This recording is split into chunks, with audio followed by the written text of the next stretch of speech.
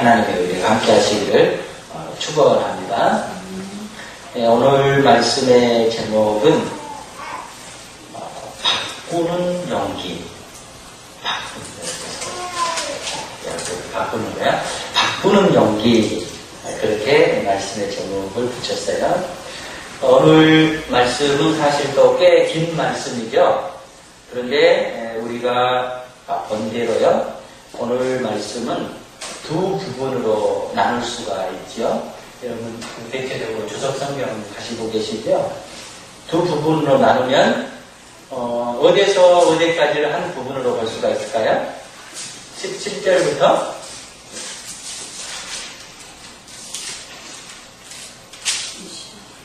여러분 성경책에 다 표시되어 있죠?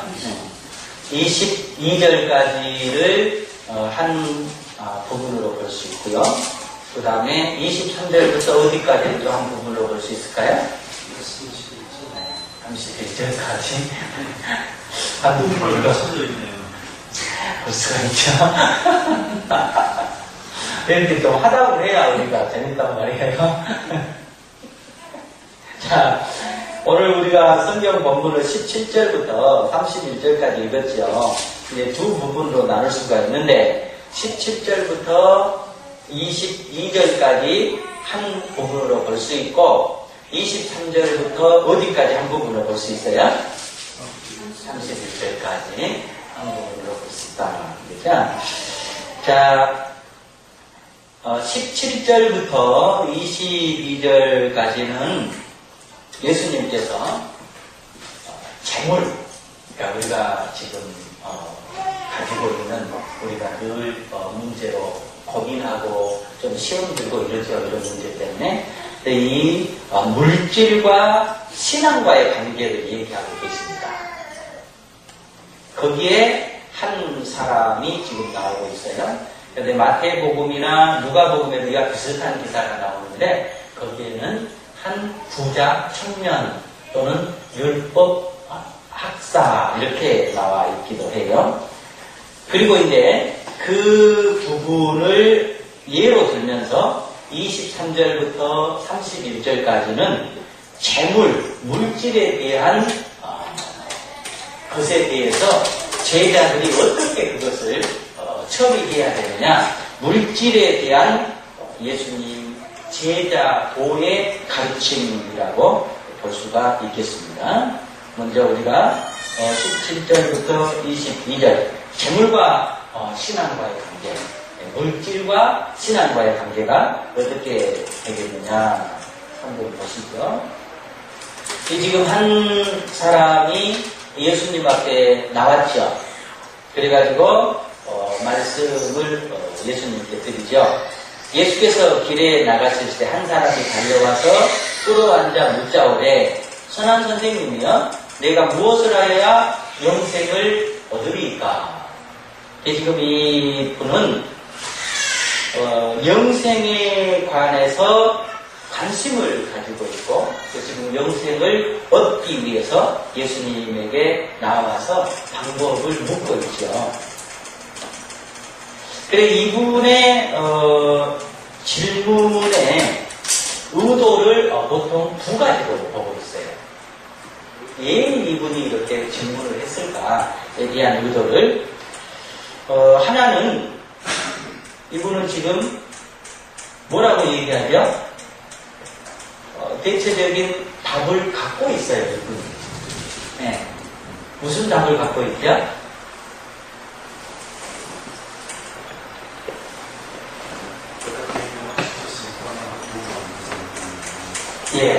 그것일 수도 있고, 지금 우리가 17절에서 보면, 이분은 지금 당신이 영생은 이런 식으로 얻어야 되지 않겠느냐라는 답을 갖고 지금 얘기를 해요. 그것이 뭐예요? 무엇을 하여야 영생을 얻겠습니까? 그러니까 이 말에 전제되는 게 뭐냐면은, 내가 뭔가를 해야만이 영생을 얻을 수 있는 것 아닙니까? 지금 예수님에게 그렇게 묻고 있어요. 그래서 이분의 질문의 의도의 하나가 뭐냐면은 내가 뭔가를 더 구체적으로 얘기하면 하나님 안에서 무슨 행위를 해야만이 내가 영생을 얻는 것 아니겠습니까? 라고 질문하고 있어요. 이게 하나의 의도고요. 또 하나의 그 사람의 내면의 세계는 뭐냐면은 이분이 지금 부자죠. 저 뒤쪽에 보면은 그가 심히 부자인 거로 22절에 보면 그러네요. 이 사람은 재물이 많은 거로 부자라는 거예요. 그래서 부유하고 또 이분은 신앙적으로도 신앙이라고 보기보다는 지금 유대교의 배경을 가지고 있으니까 충실한 종교 생활을 하고 있는 사람이에요. 그런데 물질의 부가 또 자신이 믿고 있는 그 충실한 종교 생활이 이분에게 지금 영생을 갖다 줬어요? 못 갖다 줬어요? 못 갖다 줬죠. 그러니까 지금 와서 묻는 거죠. 그러니까 하나는 자기 마음속에 내가 뭔가를 해야만이 영생을 얻을 수 있습니다 라는 의도가 내포되어 있고, 또 하나는 부한 물질이, 그리고 자기가 지금 어려서부터 쭉 잘했다고 하는 그 종교적 충실한 생활이 그에게 영생의 문제를 해결해 줄 수 없었다라는 것을 지금 반영을 하고 예수님에게 찾아왔어요. 자, 이 의도를 가지고 온 분에게 예수님께서 내려주신 처방이 뭐예요? 처방이 계명에 뭐라고 얘기했더냐? 그러니까 본 이 말은 뭐냐면은 네가 계명을 지켜야 되는 거 아니냐? 지금 이렇게 묻죠. 이제 요구를 하죠. 그러니까 19절에 보면 내가 계명을 해라니 이러하게 다 하는 것 아니겠느냐? 라고 예수님께서 말씀을 하시니까 20절에 이 청년이 뭐라고 얘기하죠? 그가 여짜오되 선생님이여 이것은 내가 어려서부터 다 지켰나이다. 사실 이 말은 다 정말로 지켰을 수도 있고, 그죠? 지키려고 애썼다라고 할 수도 있어요. 자, 그러니까 지금 21절에 보면 예수께서 그를 보시고 사랑하사, 대체적으로 지금 예수님 인정하시는 거예요. 그래, 너 말이 맞을 수 있어. 진실로 계명들을 다 지킬 수 있겠다 라면서 진짜 답을 해주고 있는 거죠. 진짜 답을 해주고 있는 게 21절에 나와 있죠.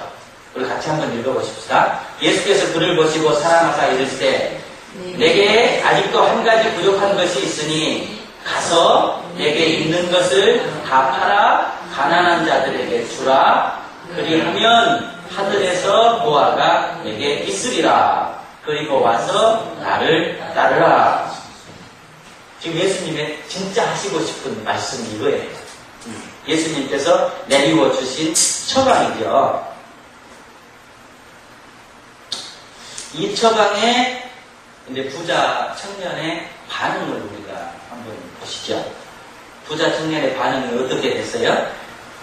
지금 누가복음에 보면 부자 청년이라고 나오는 게 제가 지금 거기에 말의 습관이 돼서 마가복음에 부자 청년이라고 안 나옵니다는 자꾸 그럽니다. 자, 뭐라고 얘기하죠? 이 사람은 재물이 많은 거로 이 말씀으로 인하여 슬픈 기색을 띠고 근심하며 가리라. 그러니까 지금 그 예수님께서 진실로 주시는 그 답을 이 분이 잡을 수가 없었던 거예요. 지금 이게 핵심이에요. 그러니까 여러분 교회에서 여러분 물질적인 축복 많이 받으십시오 하면은 대체적으로 아멘 아멘 해요. 그런데 우리나라에서 교회에서 목회자들이 여러분 물질 축복 하나님 잘 믿으면 많이 받습니다. 물질 축복 받으십시오 라고 선포하면 오히려 시큰둥한 지역이 있대요. 그 지역이 어딘 줄 알아요? 물질 축복 받으라고 에이 하면서 시큰둥한 지역이 있대요. 우리나라에서. 어디겠어요? 물질에 부족함이 없는 사람들이 사는 곳이겠죠? 거기가 어딜까요? 우리나라. 우리나라 강남. 서울 강남. 실제 그런 거예요. 실제 그래요. 그러니까 대체적으로 지금 우리는 강단에서 여러분 하나님의 자녀이시면 물질의 축복 많이 받습니다. 물질 축복 받으십시오 하면 우리는 대체적으로 다 마음속에서 아멘 아멘이에요. 그건 뭐예요? 우리에게 절실히 요구되는 것이잖아요. 그런데 그거하고는 전혀 상관없는 지역이 있는데 그 지역이 강남이라는 거예요. 얘기를 들어보면 한 달에 새가 몇 억씩 나온대요. 한 달에 가만히 봐도 건물을 통해서 들어오는 새가 몇 억씩 된대요. 그러면 그렇게 막 물질이 막 절실하게 필요하고 그런 게 아니잖아요. 그러니까 그렇다는 거예요. 근데 여기 보면 지금 이 분이 물질의 부함이 있었는데 이 물질의 부함이 하나님 앞에 나아가게 하는 촉매대가 됐으면 얼마나 좋겠어요? 그런데 뭐가 돼버리는 거예요? 하나님 앞에 나아가는데 방해가 돼버리죠. 그러니까 지금 신앙과 물질의 관계를 보게 되면 물질이 신앙에 플러스를 줘야 되는데 지금 요 케이스는 물질이 신앙에 마이너스를 줘버리고 있는 거예요. 자, 이 모습을 보면서 지금 예수님은 머릿속에 염두를 해두고 있어요. 이 지금 그 다음에 나오는 제자들에게 제자도를 가르치기 위한 하나의 애화예요, 애화. 자, 여러분 이제 봅시다. 이 사람이 재물이 많은 거로 이 말씀으로 인하여 슬픈 기색을 띠며 근심하며 가리라. 자, 그럼 이분의 그 다음은 어떻게 됐다는 의미일까요? 하나님 앞에 나오지 못했다는 의미가 강하겠죠. 자, 그럼 모든 사람에게 다 그런 것일까? 그래요? 여러분은 물질 때문에 하나님 못 섬깁니까? 그러지 않는 거죠? 모르겠어요. 없으니까 우리가 그러는 건지, 정말 있어도 그러는 것인지, 말하기는 이 물질이 하나님께 나아가는 촉매제가 돼야 되지, 방해가 되면 절대 안 된다라고 하는 것을 지금 예수님은 우리에게 알려주시기 위해서 그래요. 이 물질의 양면성이에요. 물질을 잘 관리하면 이것은 하나님의 영광을 드러내고 우리의 신앙에 무척 도움을 주는 것이지만 잘못 관리해버리면 하나님 앞에 나아가는데 방해가 되버리고 우리가 신앙생활 하는데 걸림돌이 될 수도 있음을 가르쳐 주고 있습니다. 그래서 우리는 언제나 재물에 대한 올바른 가치관을 가지고 있어야 돼요. 이 말이 돈 벌지 말라는 얘기가 아니에요. 돈 많이 버셔야 돼요. 건전한 방법으로 우리가 애쓰고 수고해서 돈 많이 벌어야 돼요. 그런데 돈을 왜 버느냐? 번 다음에 어떻게 할 거냐? 버는 과정이 어떠느냐? 그 번 돈을 어떻게 써야 되겠느냐? 이 모든 것을 한마디로 얘기하면은 하나님 보시기에 아름답게 벌고 아름답게 관리하고 아름답게 쓰고 이래야 하는 걸 우리에게 알려주고 있습니다. 자, 우리는 이 재물 그러면은 지금 뭐 멀리는 가지 말고요. 우리 하수는 기업을 보고 또 우리 교회를 보게 되면 그렇게 썩 넉넉하게 산다 싶은 사람이 없죠. 다 고만고만하죠. 다 겨우 밥 먹고 모른다고 칠까요? 그래 우리는 늘 부족하다, 없다, 좀 넉넉했으면 좋겠다 이런 생각이 가득 차 있잖아요. 그런데 우리가 내가 좀 부족하고 내가 좀 넉넉하지 못하고 그런다고 할지라도 우리가 신앙 안에서 꼭 기억해야 될 게 하나 있어요. 그게 뭐냐면은 내가 지금 절대적 빈곤에 시달리느냐 상대적 빈곤에 시달리느냐 그걸 생각해야 돼요. 그 세계 통계를 보면은요 하루 3끼 밥을 먹을 수 있는 사람이면요 전 세계 인구를 놓고 보면 사람이 10%, 뭐 15%, 요 정도 안에 들어간 사람들이에요. 새끼 밥만 먹을 수 있다라고 한다면. 그러면 저와 여러분은 지금 물질 때문에 부족함을 느끼고 물질 때문에 어려움을 느끼지만 이게 절대적인 빈곤은 아니잖아요. 그죠? 상대적인 빈곤이잖아요. 그러니까 우리가 없이 살고 또 부족하고 라고 한다라고 할지라도 우리는 오늘 새끼 주시는 하나님께 없지만 감사해야 돼요. 내 호주머니가 넉넉하지 않지만 새끼를 먹고 살 수 있다라고 하는 것에 감사해야 돼요. 사실 그렇습니다.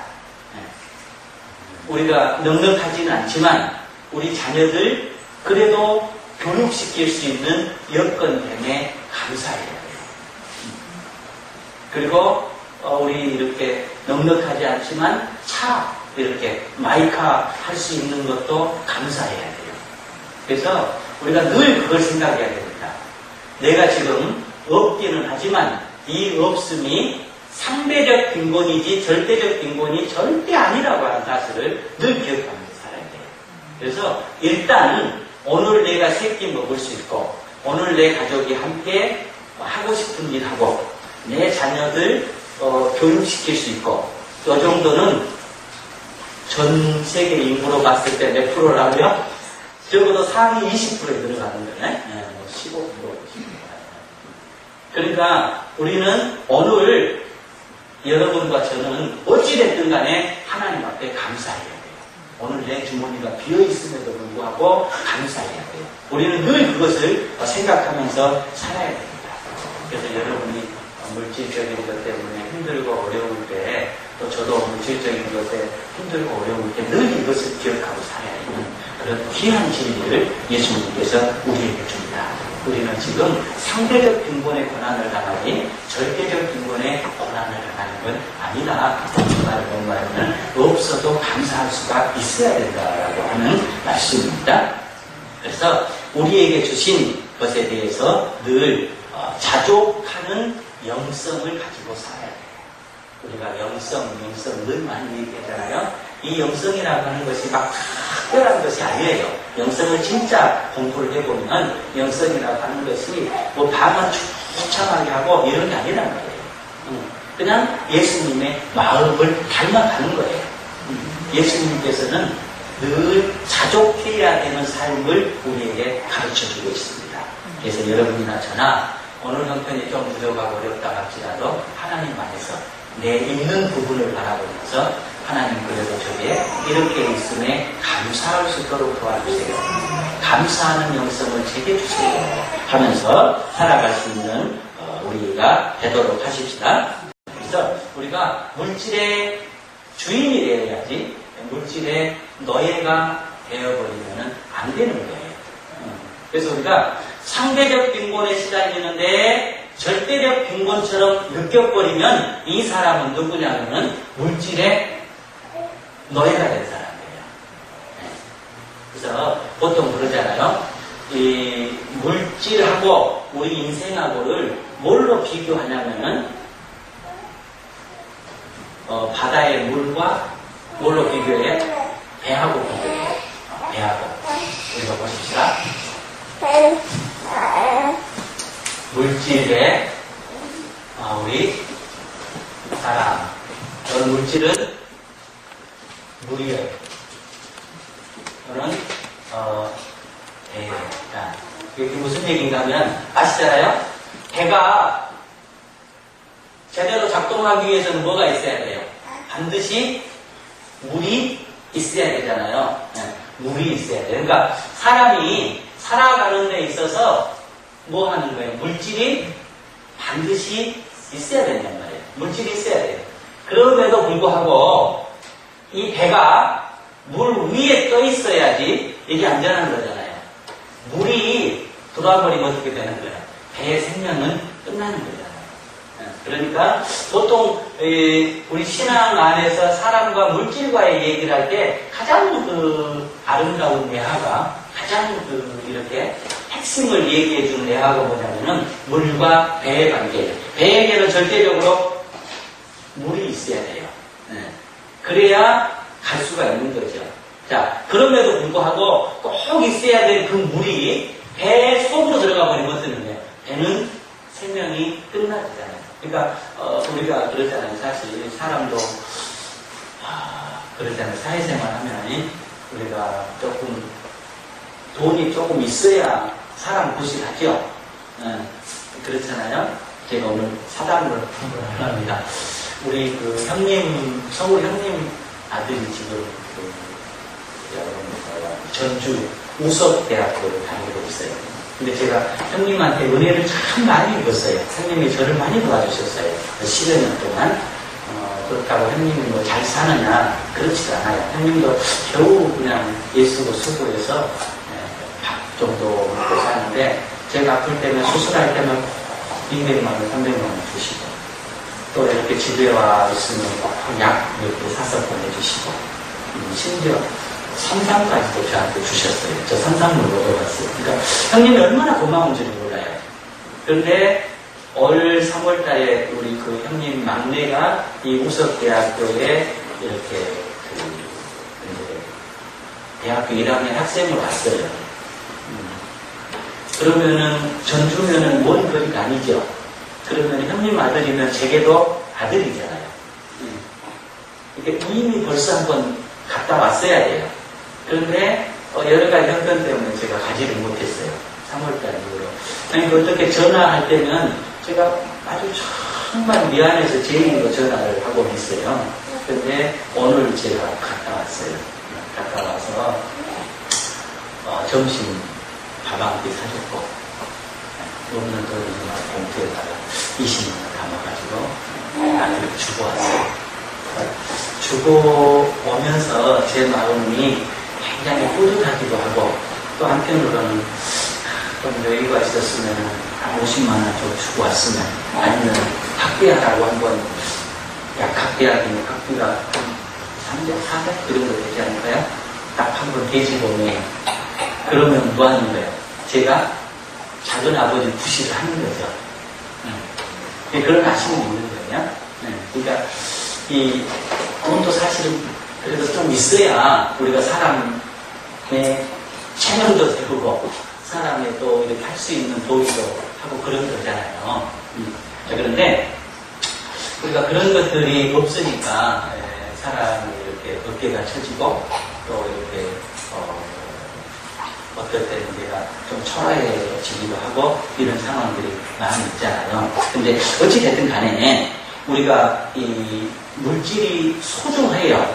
그럼에도 불구하고 그 물질이 나를 지배해버리면 이것은 우리의 그 신앙과에 있어서 아주 그 어려움을 초래한다고 하는 것을 지금 예수님은 우리에게 알려주고 있습니다.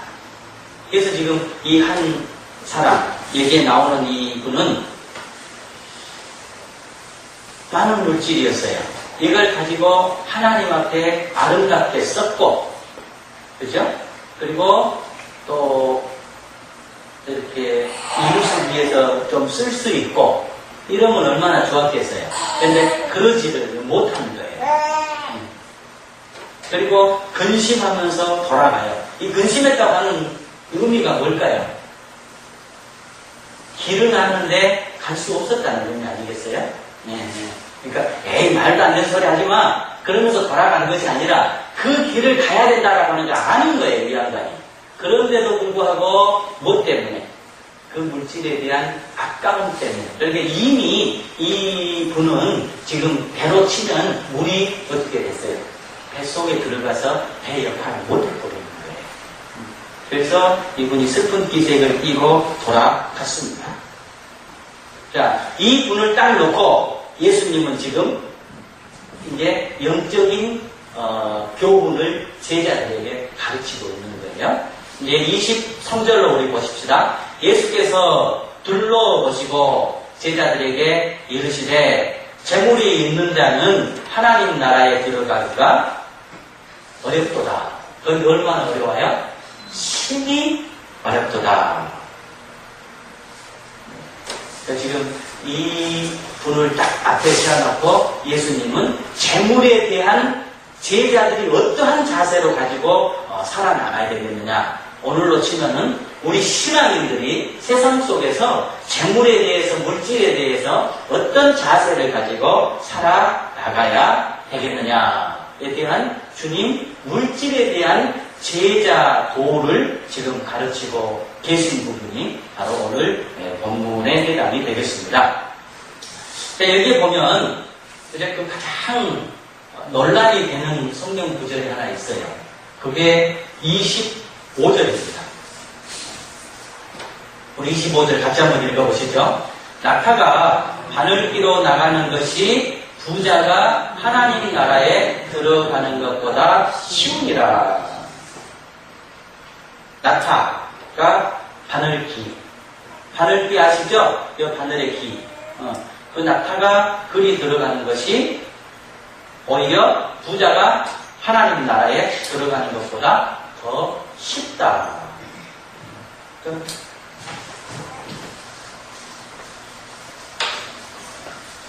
다 바늘기 아시죠? 이제 이 부분을 놓고 그 성경을 해석하는 사람들의 의견이 참 궁금합니다. 이 진짜 의미가 뭘까? 우리 전 집사님, 뭔 의미 같아, 이게? 저는 원래 그대로 의미 같은데, 바늘기라는 눈이 있다고 알고 있었다고요? 네. 바늘기라는 눈도 그런데, 사람이 겨우 통과할 수 있는 거라고 그러니까요. 막다 습기나 통과할 기다려. 예, 집사님은 그래도 어떻게, 좀 들으신 것 같아요. 근데 이 부분을 놓고, 이제 성경을 해석하신 분들의 해석이 이제 분분해요. 서 집사님, 어떻게 생각하세요? 저는 문자적으로 예수님이 지금 말씀하신 여러 물질, 좀 의사소는 얘기대로 예. 물질에 모여가느냐. 예, 자, 낙타.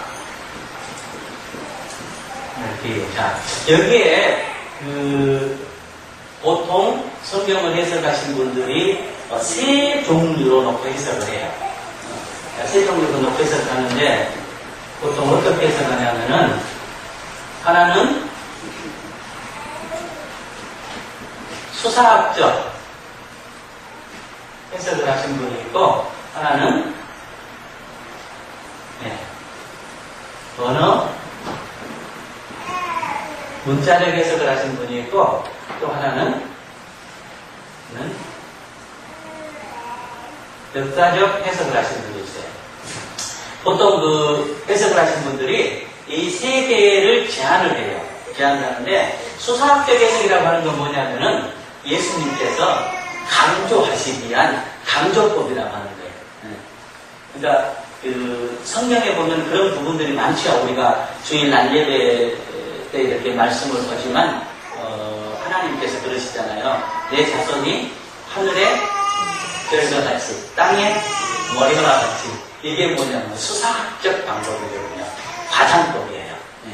이렇게 강조하기 위한 가장법이에요. 그러니까 예수님께서 그렇게 부자가 정말 잘 물질을 관리해야 하나님 나라에 들어갈 수 있다라고 하는 당대의 그 강조를 하시기 위해서 이렇게 하셨다라고 하는 강조법이다. 예수님의 강조법이다. 이렇게 보신 분들이 계세요. 자, 그런가 하면 이제 언어 문자적인 해석법이라고 하는 것은 뭐냐면은 이거는 이런 거예요. 자, 이 낙타가 어떻게 되냐면은 그 원문이 이렇게 되어 있어요.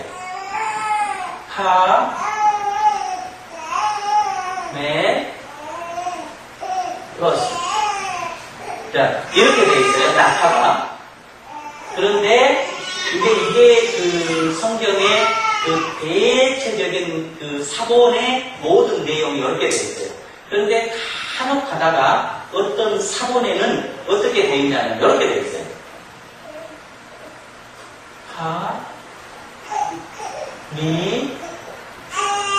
로스 이렇게 되어 있어요.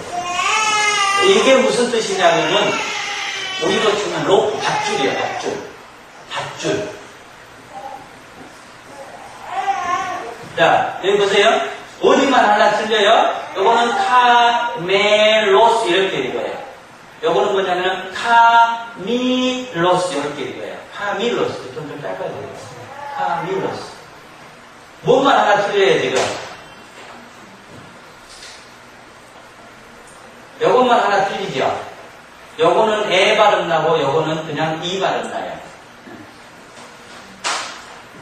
그래서 이 이렇게 생긴 바늘기에 낙타가 들어간다라고 하는 거는 터무니없는 거 아니냐. 뭐 밧줄 가는 줄이 아니라 밧줄 이렇게 들어가는 것 아니냐. 그래서 간혹 사본에 보면 이런 부분들이 나와요. 그래서 하나님의 말씀을 기록했던 분들이 이것을 이렇게 이제 필사했으니까, 손으로 필사했으니까 이렇게 잘못 표기한 것 아니겠느냐라고 가정을 하면서 요 낙타가 아니라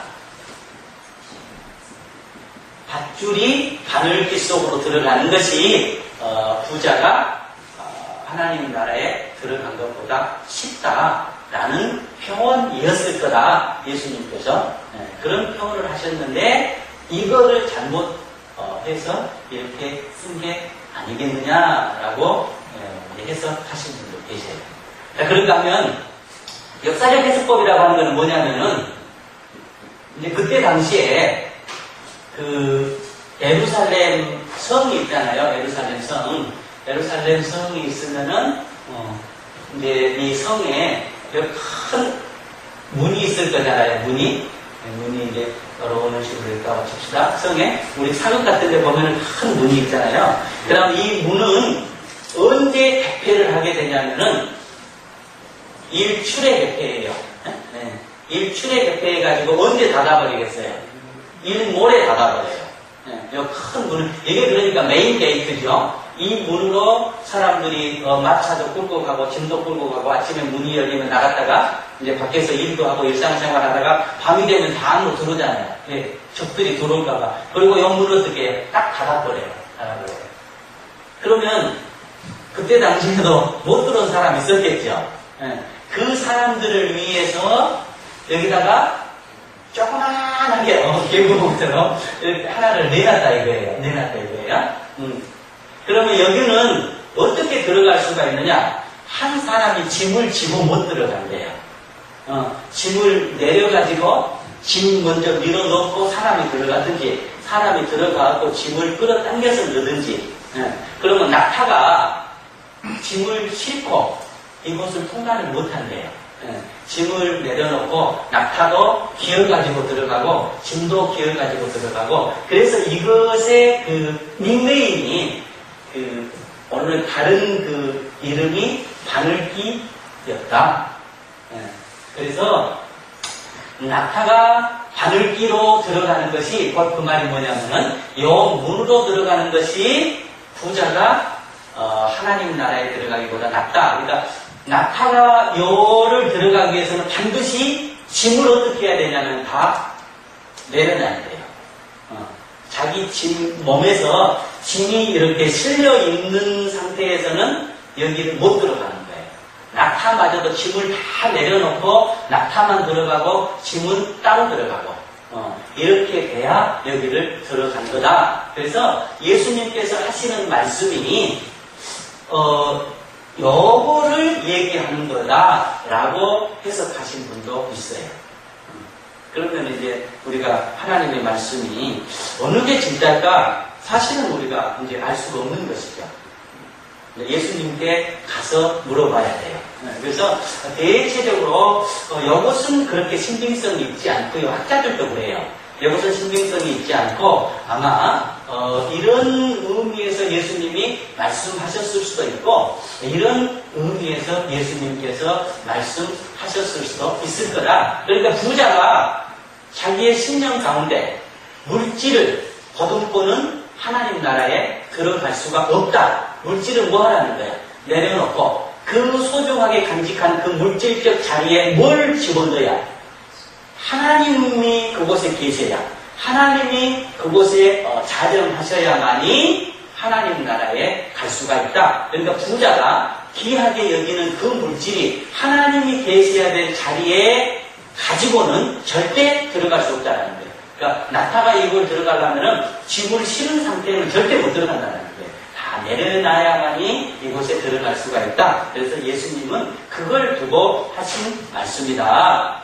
지금 이렇게 해석하기도 해요. 그래서 어찌됐든 간에 이제 이 해석을 놓고 이렇게 말씀을 하시니까 그 말씀을 제자들이 듣죠. 제자들이 들었는데 제자들이 놀라요. 몇 번을 놀라냐면은 2번을 놀라요. 24절에 한번 보시죠. 제자들이 그 말씀에 놀라는지라. 그리고 또 26절에 제자들이 매우 놀라느라. 이렇게 됐죠. 그러니까 왜 놀랐느냐? 자기의 생각들과 너무나 안 맞으니까 놀라는 거겠죠. 근데 그때 당시에는 지금도 그렇습니다만은 뭔가 물질을 많이 가지고 있다라고 하는 것을 하나님의 축복에 대한 상징으로 믿었어요. 지금도 그렇잖아요. 우리가 무슨 돈을 갑자기 많이 벌었어요. 그럼 하나님의 은혜 받았어요. 하나님의 복 받았어요. 우리가 이런 말을 씁니다만은 조심을 해야 돼요. 사실은. 그러면은 물질의 복을 못 받은 사람은 하나님의 복을 못 받았느냐? 이렇게 성립이 되잖아요. 그러니까 아무튼 그때 당시에는 그런 전통적인 생각들이 가지고 있었어요. 물질이 많으면은 이거는 하나님의 복이었다라고 생각을 했은 거예요. 그리고 제자들도 그 생각에서 크게 벗어나지를 않았던 거예요. 그런데 예수님은 그 모든 대체적인 사람들이 하나님의 축복으로 생각했던 그 복을 가지고 있다라고 한다면 오히려 하나님 나라에 들어갈 수가 있다 없다? 못 들어간다고 해버리니까 어떻게 되는 거예요? 놀랄 수밖에 없는 거죠. 놀랄 수밖에 없는 거예요. 그래서 예수님께서 그들에게 지금은 하시는 말씀입니다. 그래서 지금 예수님께서는 이 물질을 한점 잘 관리를 해야 이게 하나님의 축복이 되는 것이지 물질을 잘못 관리하게 되면 이거는 뭐가 되어버린다는 거예요. 오히려 하나님 나라에 방해가 되어버리는 것 아니겠느냐 지금 제자들에게 이렇게 가르치고 있어요. 그래서 이제 뭐라고 얘기해요? 제자들이 뭐라고 얘기를 하죠? 자, 26절에 보면 제자들이 매우 놀라 서로 말하되 그런즉 누가 구원을 얻을 수 있겠습니까? 그러니까 누가 구원을 얻을 수 있겠습니까? 그렇다라고 한다면 누가 구원을 얻을 수가 있겠습니까? 라고 얘기하니까 예수님께서 27절에 보면 그러죠. 예수께서 그들을 보시며 이르시되 사람으로서는 할 수 없으되 하나님으로서는 그렇지 아니하니 하나님으로서는 다 하실 수 있느니라. 이 말씀을 지금 현대적인 의미로 바꾸게 되면요, 물질이 소중한 것인데 그 소중하게 여기는 그 자리에 하나님이 계시고 그 소중하다라고 하는 물질을 내려놓을 수 있는데 있게 만드는 것은 누구만 할 수 있느냐? 하나님만 하실 수 있다는 거예요. 하나님만 하실 수 있다는 거예요. 자, 그러니까 우리가 하나님 앞에 하나님 저에게 물질의 복을 많이 주세요 라고 기도해야 됩니다. 그러나 그 기도로 끝나면 절대 안 돼요. 어떻게 해야 돼요?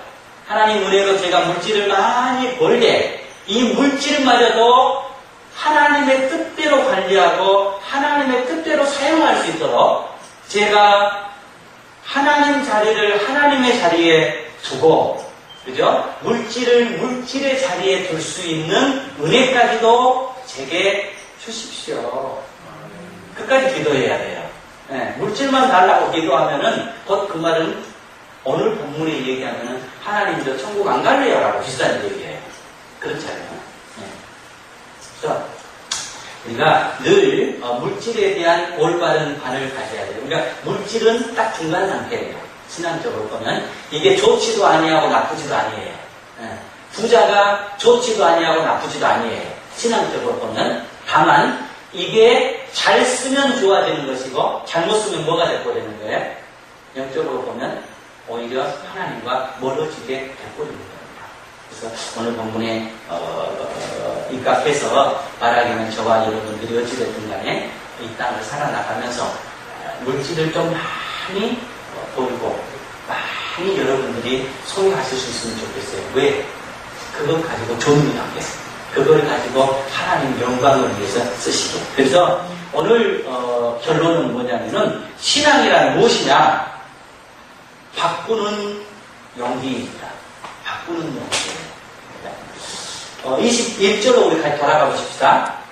같이 읽어보십시다. 예수께서 그를 보시고 사랑하사 이르시되 내게 아직도 한 가지 부족한 것이 있으니 가서 내게 있는 것을 다 팔아 가난한 자들에게 주라. 그래야만 하늘의 보화가 내게 있습니다. 자, 여기 보세요. 이 지금 분이 못 해버린 게 뭐예요? 자기가 가진 게 많이 있었죠. 가진 것, 모든 것 어떻게 하라는 거예요? 다른 사람에게 주라고 그랬죠.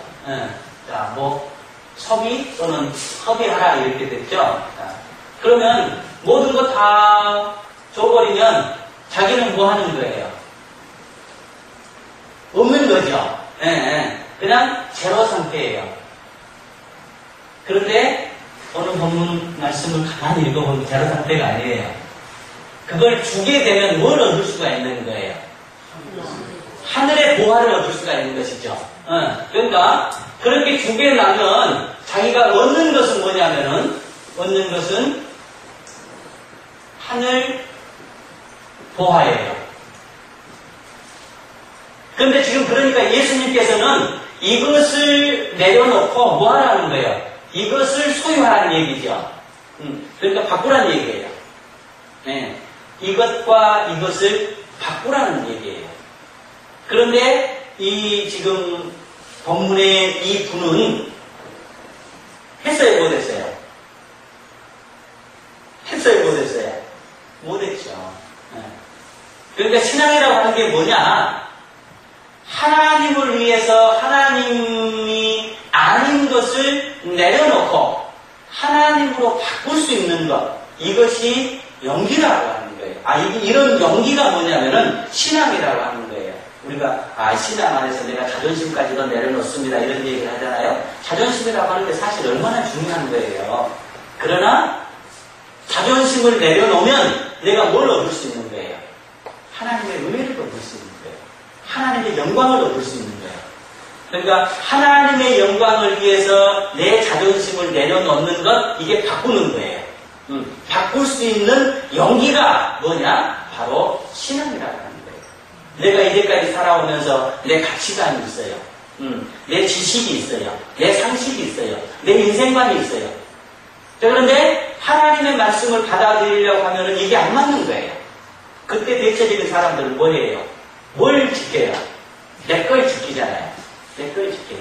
그런데 나보다 더 위대하신, 우주를 창조하신 그분을 내가 소유하기 위해서 어떻게 해야 되는 거예요? 나를 내려놓는 거예요. 그러니까 나와 우주의 창조주와 뭐 하는 거예요? 바꾸는 거예요. 그런데 이게 쉽게 되질 않잖아요, 실제적으로. 그냥 상식적으로 보면 일단 뻔한 일이잖아요. 에? 나는 하나를 가지고 있어요. 하나님은 수만을 가지고 있어요. 그럼 금방 바꿔질 수 있는 거잖아요. 그런데 이게 안 바꿔지는 거예요. 에? 이게 안 되는 거예요. 이게 예수님께서는 바꾸는 용기, 그것이 뭐냐? 신앙이라고 하는 거예요. 여러분, 그냥 저나 살아나가면서 이 신앙 안에서 내 것과 하나님의 것을 바꿀 수 있는 용기가 바로 신앙입니다. 여러분 속에 이런 용기가 늘 있기를 바랍니다. 내가 소중하다 하는 것 소중하겠죠. 그러나 하나님의 것은 더 소중한 것이고 내 것 위대할 수 있어요. 그러나 하나님의 것은 더 위대해요. 이것을 잘 바꾸는 사람이 뭐한 사람이냐? 주님을 잘 믿는 사람입니다. 그래서 오늘 본문 말씀에 신앙은 뭐냐? 바꾸는 용기입니다. 그럼 이 지금 분은 왜 이런 용기를 못 냈을까? 믿음이 있어야 이 용기가 나는 거예요. 그죠? 믿음이 있어야 이 용기가 나는 거예요. 저기 지난번에 저기 곡성 거기 갔는데 그 집사님 그 다리 있잖아요. 집사님 알죠? 곡성 그 코스모스길 그 다리가 새로 생겼어요. 그런데 가운데가 뭐가 있냐면 딱 유리가 끼어졌어요. 꽤 크게 유리가 끼어졌어. 저 밑에 물이 보여요. 그런데 대체적으로 사람들이 거기 유리 부분을 못 짚고 가요. 왜 못 짚을까요? 떨어질까봐 믿음이 안 가니까 이걸 내가 밟아도 안 깨질 거라고 하는 믿음이 없으니까 못 딛는 거예요. 못 딛는 거예요. 그러니까 이것도 사실은 뭐냐면은 내가 올라가가지고는 절대 깨지지 않을 거라는 믿음이 있어야만 거기를 올라갈 수가 있는 거예요. 그러니까 여러분이나 저나 내 것 버리고 하나님 것 소유할 때 내 것 가지고 있는 것보다 수만 배, 수천 배 좋다라고 하는 믿음이 없으면 절대 못 갑니다. 절대 못 갑니다.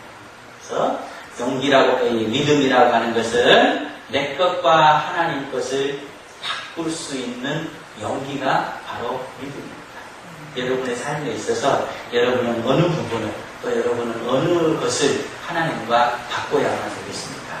우리가 믿음을 가지고 하나님의 것을 소유하기 위해서 내 것을 내려놓고 우의 것을 소유하기 위해서 땅의 것을 잘 내려놓고 그 손해가 아니죠. 이게 절대 손해가 아니죠. 그런데 이분은 지금 손해라고 봐버리는 거예요.